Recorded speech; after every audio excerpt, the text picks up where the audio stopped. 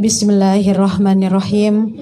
Assalamualaikum warahmatullahi wabarakatuh. Waalaikumsalam warahmatullahi wabarakatuh.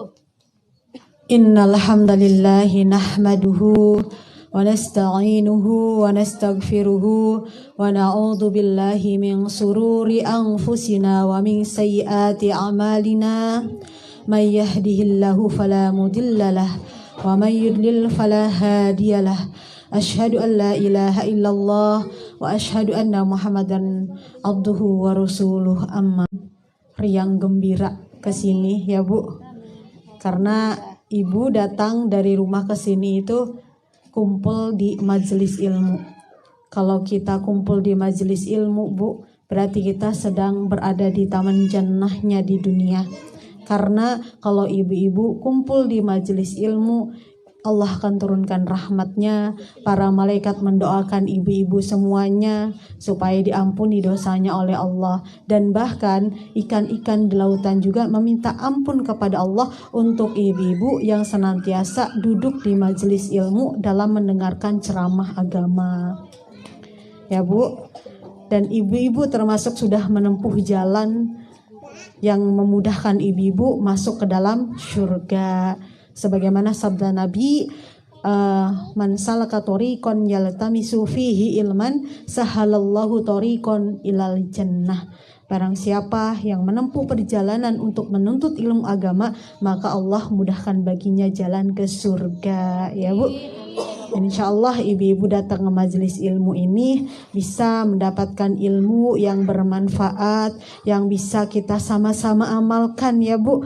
Untuk saya pribadi juga ya, bisa diamalkan sama-sama biar kita mudah jalannya menuju surganya Allah. Pertama-tama, marilah kita sama-sama panjatkan puja dan puji syukur kepada Allah yang telah memberikan nikmatnya kepada kita semuanya, terutama nikmat iman, nikmat Islam, nikmat sehat walafiat ya Bu. Alhamdulillah kita masih diberikan kesehatan, umur yang barokah. Berapa banyak Bu, istilahnya kematian itu tidak melihat usia. Ya, enggak harus nenek-nenek itu mati lebih dulu. Ya enggak Bu, enggak mesti orang tua kita lebih dulu matinya, meninggalkan dunia, tidak. Karena ajal itu tidak mengenal yang namanya umur. Karena kita semuanya sudah ditetapkan oleh Allah. Ajalnya, rezekinya, sengsaranya, bahagianya kita sudah ditetapkan oleh Allah. Bahkan sebelum Allah menciptakan bumi ini 50.000 tahun Allah menciptakan takdirnya untuk makhluknya. Jadi sudah ditetapkan Bu, berapa banyak ya kaum muda sehat walafiat keluar ngetrek, kecelakaan, meninggal ya. Berapa banyak yang dari rumah sehat walafiat, kemarin saya lihat videonya Bu, lagi ngisi ceramah Pak Ustadz, saya lupa namanya, meninggal lagi ceramah. Ada juga dosen kalau nggak salah saya lihat tuh, beliau lagi sholat, sujud nggak bangun-bangun. Alhamdulillah husnul khotimah ya Bu. Tapi ada juga ibu-ibu yang joget ria di panggung, meninggal di tempatnya di panggung. Ada yang seperti itu. Jadi meninggalnya itu sesuai dengan kebiasaannya. Makanya kalau ibu-ibu pengen husnul khotimah, tempuh jalan-jalan kebaikan. Biar enggak rugi Bu. Ya, kalau mati dalam keadaan husnul khotimah itu banyak contohnya. Lagi goyang, meninggal gitu kan. Lagi goyang di panggung Bu. Ya, terus lagi minum hammer, meninggal. Lagi ngetrek sama teman-temannya, belum sholat, meninggal, tabrakan gitu. Jadi kitalah yang memilih Bu. Ya, jalan-jalan kebaikan itu supaya Allah menjemput kita dalam keadaan husnul khotimah. Kita nggak tahu ya Bu, makanya berlindung pada Allah supaya tidak mati mendadak gitu ya Bu. Waduh, bahaya ya, tiba-tiba waduh belum wasiat nih, Masya Allah ya. Jadi itulah sebenarnya kita ini di dunia ini seperti musafir Bu. Kita di dunia sedang menempuh perjalanan yang sangat panjang, Bu, untuk menuju akhirat gitu. Makanya di dunia ini kita harus betul-betul menanam benihnya dengan baik. Dengan cara apa? Dengan taat kepada perintah Allah dan menjauhi larangan Allah. Apa saja sih perintah Allah di dalam Al-Quran? Ya, nanti kita bahas, Bu, ya. Salawat dan salam marilah kita sama-sama limpah curahkan kepada baginda Habibina wa syafi'ina wa maulana Muhammad sallallahu alaihi wasallam. Maka kita sebagai umatnya harus senantiasa memperbanyak sholawat kepada baginda Nabi kita Muhammad sallallahu alaihi wasallam. Karena dalam hadisnya, barang siapa yang kita bersalawat satu kali, Allah dan para malaikatnya akan bersalawat, membalas salawat kita ini dengan 10 kebaikan gitu ya. 10 kebaikan. Semakin banyak bersalawat kepada Nabi Muhammad, maka kita akan semakin banyak pahalanya. Dan insya Allah kalau kita memperbanyak salawat, insya Allah kita dapat kesempatan mendapat syafaat Rasulullah Sallallahu Alaihi Wasallam kelak di akhirat nanti ya, Bu. Jadi ibu-ibu yang dirahmati Allah, pada sore ini mungkin agak mendung, mudah-mudahan sampai selesai nggak hujan ya Allah ya. Jadi pengen membahas nih tentang kewajiban muslimah dalam menutup aurat. Ya, sesuai dengan permintaan panitia mungkin ya.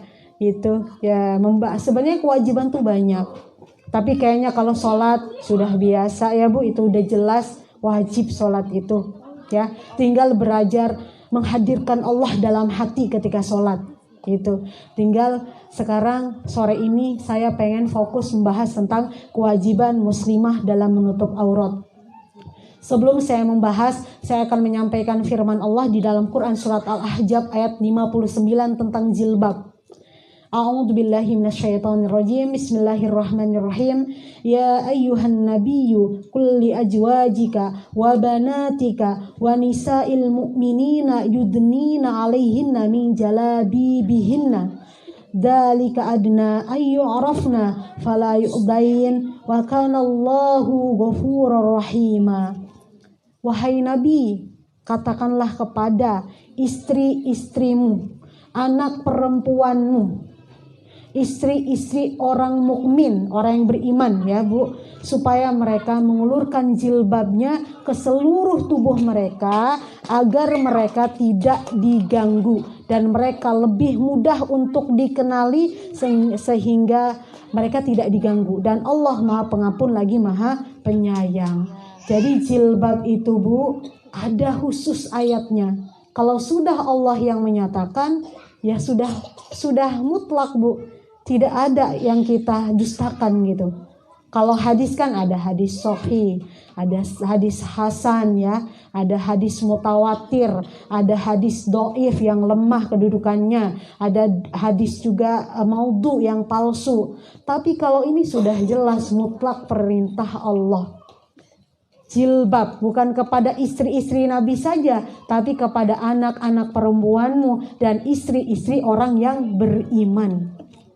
Jilbab itu menurut para ulama adalah semacam baju yang longgar. Baju yang longgar yang tidak memperlihatkan bentuk tubuhnya, Bu. Ya. Jadi menutup aurat itu tidak boleh terlihat depannya dan belakangnya. Apa? Depan atas, belakang bawah gitu ya. Jadi longgar supaya tidak menarik orang lain untuk syahwat kepada kita sehingga membuat orang lain bermaksiat kepada Allah gitu. Karena asbabnya melihat tubuh kita yang molek dan montok gitu ya. Seperti itu ya, Bu.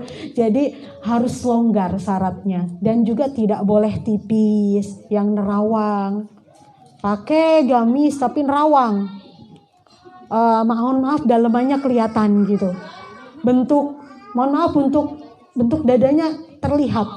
Wah, bisa nebak nih laki-laki. Wah, itu kayaknya ukurannya 37 deh. 36 deh. 38 deh kayaknya tuh. Wah, itu kayaknya 40 deh. Wow, gitu kan? Wah, iya.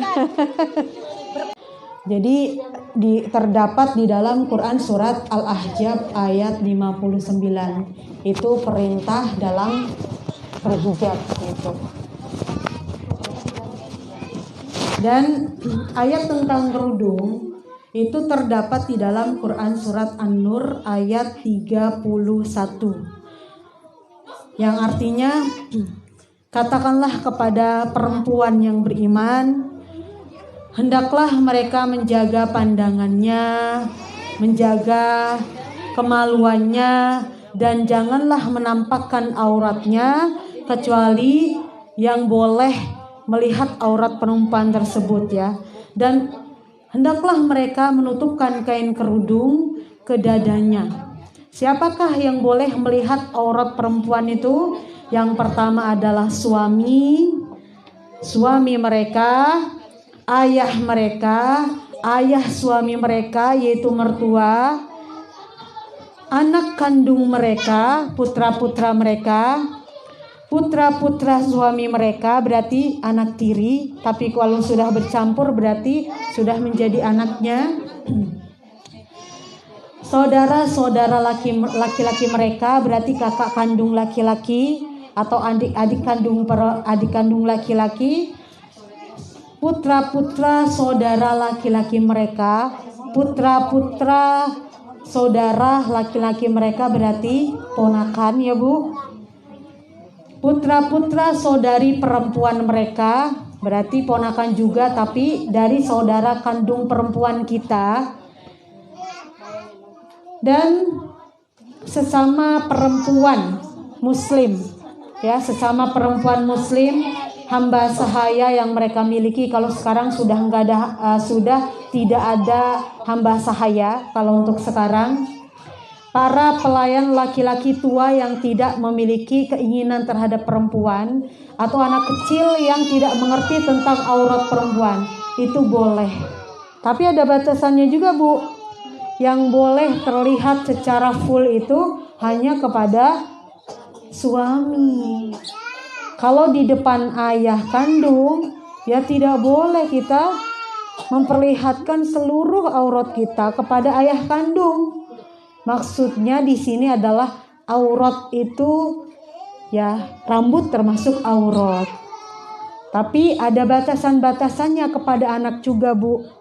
Jangan sampai mentang-mentang anak kandung dibebaskan kita memperlihatkan auratnya seluruhnya kepada anak kandung. Padahal Islam mengajarkan kepada anak-anak kita kalau usianya mereka sudah balik harus dipisah tempat tidurnya. Makanya biasanya para emak-emak nih ya sebelum balik biasanya diajarin untuk pisah tidurnya dari kamar. Karena secara psikologis juga banyak kekhawatirannya Bu. Mohon maaf, yang namanya suami istri ya pasti ada kebutuhan itunya tuh Bu ya. Nanti kalau anaknya tidur usia TK contohnya bareng, lah suami istrinya lagi melakukan kewajiban di malam hari, anaknya yang udah TK melek, nggak sadar itu bapak ibunya, kerekam sama anaknya, itu nggak baik nanti untuk perkembangan mentalnya. Tuh, makanya hati-hati Bu, ya. Lah anak saya tidur ini, ayolah gitu. Enggak Bu, makanya lebih bagusnya mah dilatih dari usia 5 tahun gitu, dilatih. Karena mereka udah ini Bu, udah mengerti. Apalagi kalaupun misalkan siap setelah disapi, setelah usia 2 tahun bolehlah gitu kan dipisah tidurnya kalau ibu-ibunya siap. Karena udah 2 tahun itu masa-masa golden age Bu, masa-masa keemasan. Makanya aurat ini maksudnya dibatasin gitu.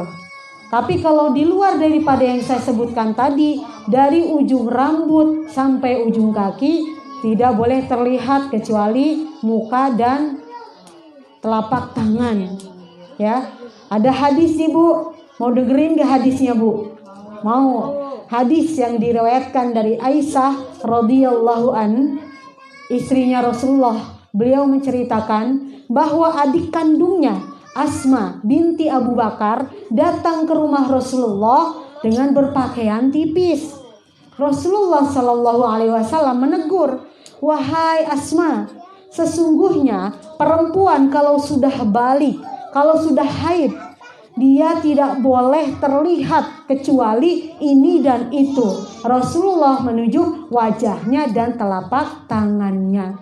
Itu Asma binti Abu Bakar, adik Bu, tapi ipar juga tidak boleh Bu. Lah ini kan kakak saya, tapi bukan kakak kandung, kakak ipar. Kalau dibahas lagi, banyak lagi hadisnya Bu. Ipar adalah maut, ada hadisnya itu Bu. Kalau dikaji, banyak Bu. Makanya sekarang banyak kejadian, mohon maaf, gitu kan. Ya, ada kisah nyata, saya mendengar langsung dari saudara kandung saya, kebetulan punya teman. Dia kakak adik perempuan, kakaknya punya suami. Si adik perempuannya ikut sama kakaknya yang sudah menikah, tinggal satu atap. Ya, dalam beberapa waktu yang cukup lama gitu. Bahkan bertahun-tahun. Apa yang terjadi? Ya, begitulah. Adiknya hamil. Yang menghamili siapa? Suami kakaknya. Itu banyak Bu, ya, bukan hanya itu saja.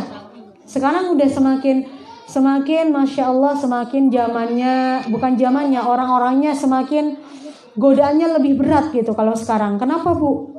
Ya mohon maaf Bu, kadang-kadang ponakan sendiri juga ya digituin, anak kandung juga digituin, ya, saudara kandung jadi gituin juga gitu.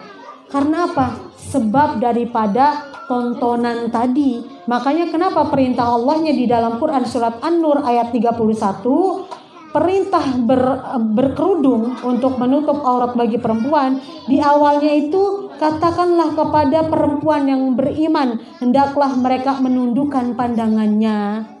Pandangannya tuh di situ Bu. Jadi kita menjaga pandangan. Sebelumnya ayat 30 itu menegur untuk laki-laki, tapi nggak ada tentang kerudungnya khusus. Katakanlah kepada laki-laki yang beriman, hendaklah mereka menundukkan pandangannya, menjaga kemaluannya. Baru kalau perempuan banyak nih aturannya, ya, aturannya harus menutup aurat Bu. Sebenarnya kalau dibahas hadisnya banyak. Perempuan ketika keluar, setan itu mengelilinginya gitu kan, di depan, di dada, di pinggang. Makanya kenapa? Kadang-kadang laki-laki istrinya di rumah lebih cantik, tapi tergoda dengan wanita yang kurang cantik di luar. Karena ya itu Bu, godaannya. Makanya perintah Allah untuk menundukkan pandangannya. Dan perempuan juga bantu para laki-laki, para suami agar mereka tidak terfitnah dengan aurat kita. Karena ketika aurat kita tertampakkan, maka akan menimbulkan syahwat buat mereka. Makanya ini perintah Allah. Jadi ada dua Bu, ayat tentang jilbab, ayat tentang kerudung. Ayat tentang jilbab Quran surat Al-Ahzab ayat 59, ayat tentang kerudung itu Quran surat An-Nur ayat 31. Jadi mengulurkan kerudungnya sampai ke dada Bu. Jangan sampai memakai kerudung dadanya kemana-mana. Yaitu tadi Bu ya, laki-laki imajinasinya beda dengan kita Bu. Kalau perempuan baru mau melakukan kalau cinta, ya, kalau sudah jatuh cinta, ya enggak Bu? Laki-laki untuk melakukan itu tidak butuh cinta Bu, ya, cukup melihat, wow, menggoda syahwat, udah bisa melakukan itu, melakukan hubungan ya zina gitu. Tapi kalau perempuan nggak bisa gitu, ya, harus ada cinta dulu, kecuali mungkin pelacur gitu, mohon maaf ya. Ya gitu ya, karena itu kan mencari nafkah gitu, tapi dengan jalan yang tidak halal gitu ya Bu. Jadi ibu-ibu yang dirahmati Allah, lampunya boleh dinyalain. Oh gitu. Ya, jadi di sini saya akan menyampaikan, nggak apa-apa. Di sini saya akan menyampaikan hukuman, ya Bu, nggak nakut-nakutin ini Bu, cuma saya mau menyampaikan saja ya Bu. Jadi ini enggak sih, ada enggak sih hukumannya kalau misalkan perempuan melalaikan kewajibannya sebagai muslimah, tidak mau menutup auratnya? Ada Bu hukumannya. Yang pertama adalah kata Nabi gitu kan, Rasulullah Shallallahu Alaihi Wasallam bersabda, ada 2 kelompok termasuk ahli neraka, kata Rasulullah. Aku belum pernah melihatnya. Yang pertama adalah suatu kaum yang memiliki cambuk seperti seekor sapi. Mereka memukul manusia dengan cambuknya, dan wanita yang berpakaian tapi telanjang gitu. Yang berpakaian tapi telanjang, baik karena tipis atau pendek, yang tidak menutup semua auratnya. Jadi gitu Bu. Jadi wanita yang berpakaian tapi telanjang itu berpakaian tapi tipis, itu akan dimasukkan ke dalam neraka Bu. Ya, ini kata Nabi Bu. Kan kalau orang muslim kan yang dipercayai siapa sih? Allah, Rasulullah gitu kan. Sudah jelas itu, karena keyakinan kita ya adalah kitabullah dan sunnah. Dan yang kedua gitu kan, wanita yang tidak menutup auratnya di dunia itu digantung dengan api neraka Bu. Digantung rambutnya. Makanya Nabi ketika Isra Mi'raj melihat perempuan itu banyaknya menjadi penghuni neraka Bu. Wah, kenapa? Ternyata perempuan itu banyak yang tidak menutup auratnya. Ada yang digantung dengan rambutnya Bu. Ada yang digantung, mohon maaf, dengan dadanya, payudaranya. Karena apa? Karena tidak menutup auratnya dengan benar. Pakai kerudung tapi dadanya terlihat kemana-mana. Itu Bu. Jadi itu hukumannya buat wanita yang tidak mau menutup auratnya. Dan digantung sampai ubun-ubun Bu. Digantung sampai mendidih ubun-ubunnya. Itu bagi perempuan yang tidak mau menutup auratnya. Memakan badan sendiri, ya. Buta mata dan telinganya juga pekat gitu ya. Serupa dengan himar. Himar itu keledai ya Bu. Memotong badan sendiri. Nanti di akhirat bagi perempuan yang tidak mau menutup auratnya dengan benar ketika di dunia. Terus amalannya terhapus. Ya Bu, kita puasa. Puasa wajib ya Bu. Puasa Ramadan wajib. Menutup aurat juga wajib.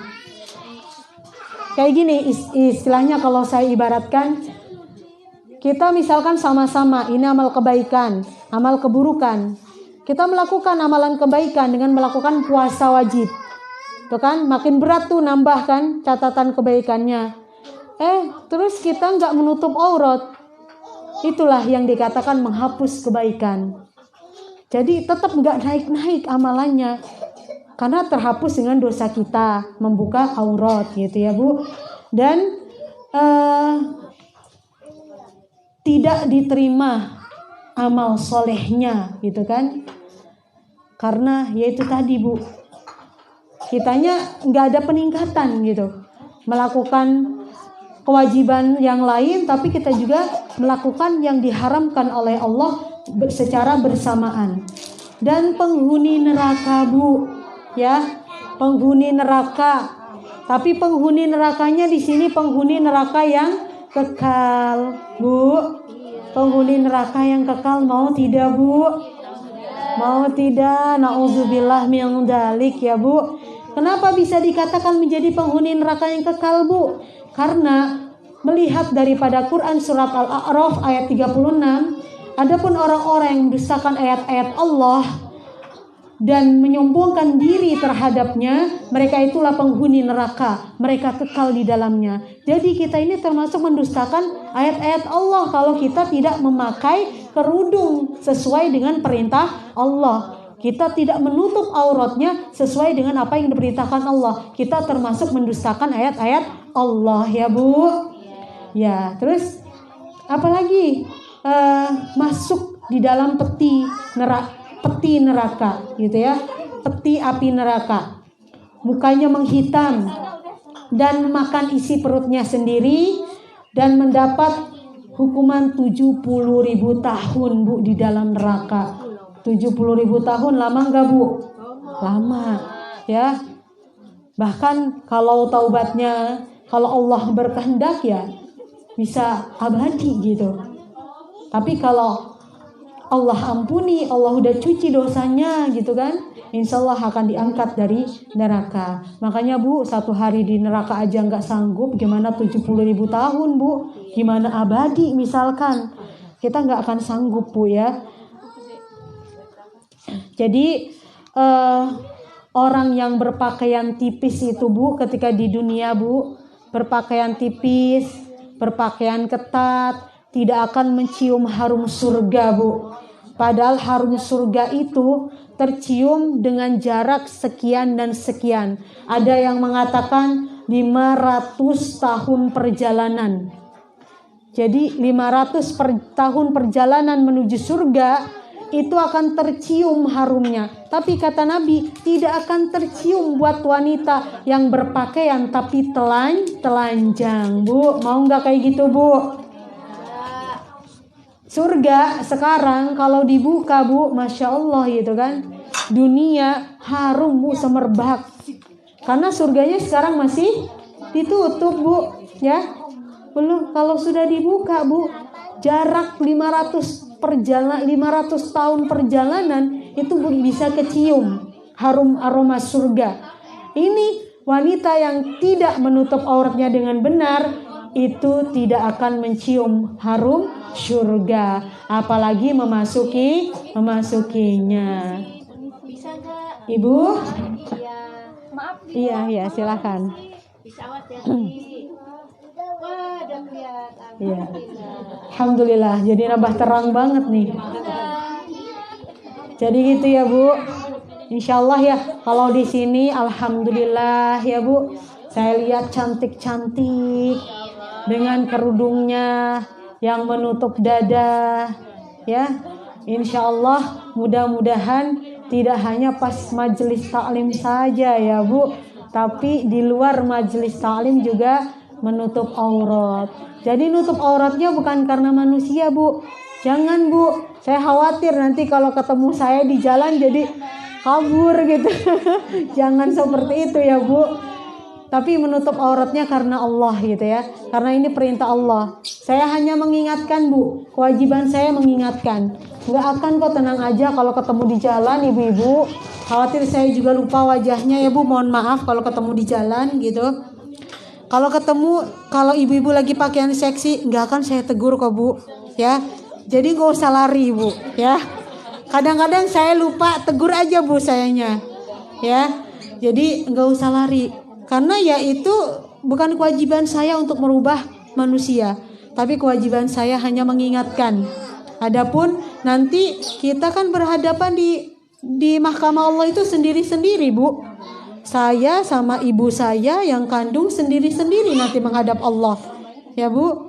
Karena ketika kita nih membuka aurat kita Bu, yang akan kita tarik ke neraka kedua orang tuanya. Itu. Makanya ada ulama yang mengatakan langkah kaki kita seorang perempuan keluar rumah, maka dia tidak memakai kerudung, tidak menutup aurat, maka dia sudah membuat orang tuanya tersiksa. Kalau sudah meninggal berarti tersiksa di alam barzah. Jadi gitu Bu, kalau perempuan itu kalau misalkan membuka aurat, dirinya dapat dosa. Kalau dia belum menikah masih punya orang tua, orang tuanya juga dapat dosa. Kalau udah punya suami, suaminya juga dapat dosa. Kalau misalkan punya anak laki-laki, anak laki-lakinya juga dapat dosa. Gitu. Jadi 4 laki-laki Bu, ayah kandung, suami, saudara kandung laki-laki, anak kandung laki-laki. Itu 4 laki-laki itu akan ditarik ke neraka gara-gara kitanya tidak mau menutup aurat. Kasihan ya Bu. Udah sih saya aja gitu ya. Tapi ini mah ditarik 4 laki-lakinya Bu. Ya.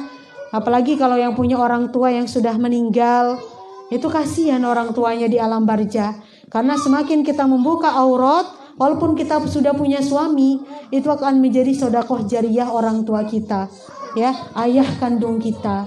Makanya menutup aurat itu bukan pilihan, tapi kewajiban. Walaupun memang ada sebagian, mungkin bukan sebagian, ada 1 orang 2 orang yang mungkin kelihatannya ulama gitu kan, terkenalnya ustadz, yang menyatakan di luar daripada perintah Allah, maka kita tidak boleh taat. Ada kan istilah katanya gini, tidak ada ketaatan kepada makhluk dalam maksiat kepada Allah. Kalau misalkan kita bermaksiat kepada Allah, kita tidak boleh taat, Bu, ya. Misalkan suami kamu lebih cantik pakai kerudung, kamu lebih cantik nggak pakai kerudung, ngajak kemaksiatan, jangan ditaati, Bu. Tapi ngobrollah dengan cara yang baik dengan suami. Mungkin suami kita belum tahu, padahal suami kalau tahu, Bu, beruntung punya istri menutup auratnya. Beruntung gak, Bu? Beruntung, karena suami ini tidak akan ditarik ke neraka, ya enggak, Bu? Ya enggak, Bu? Iya. Jadi suami kita tidak ditarik ke neraka, beruntung. Istri kitanya sudah menutup aurat. Ayahnya beruntung. Kenapa? Anak perempuannya sudah menutup aurat. Makanya sudah balik, sudah kewajiban anak perempuan kita menutup aurat. Apalagi ibu-ibu sudah lebih daripada balik, ya, Bu. Ya, jadi kewajiban untuk menutup aurat, ya, Bu. Jadi nggak kerasa ya waktunya, sudah 1 jam, ya. Tapi sedikit saya akan menyampaikan tentang rezeki yang halal juga, ya, Bu. Tapi nggak panjang, nggak banyak-banyak. Mungkin kalau ada kesempatan waktu diundang lagi, mungkin akan dibahas gitu ya, insya Allah. Jadi Rasulullah SAW bersabda, akan datang suatu masa pada umat manusia, mereka tidak lagi peduli dengan cara untuk mendapatkan harta, apakah melalui cara yang halal ataukah dengan cara yang haram gitu. Jadi sekarang tuh ya begitulah, Bu, cari rezeki yang halal itu Masya Allah luar biasa gitu kan, banyak cobaannya. Tapi itulah diuji orang beriman ketika di dunia. Kalau ujiannya lulus, insya Allah mudah jalan menuju ke surga.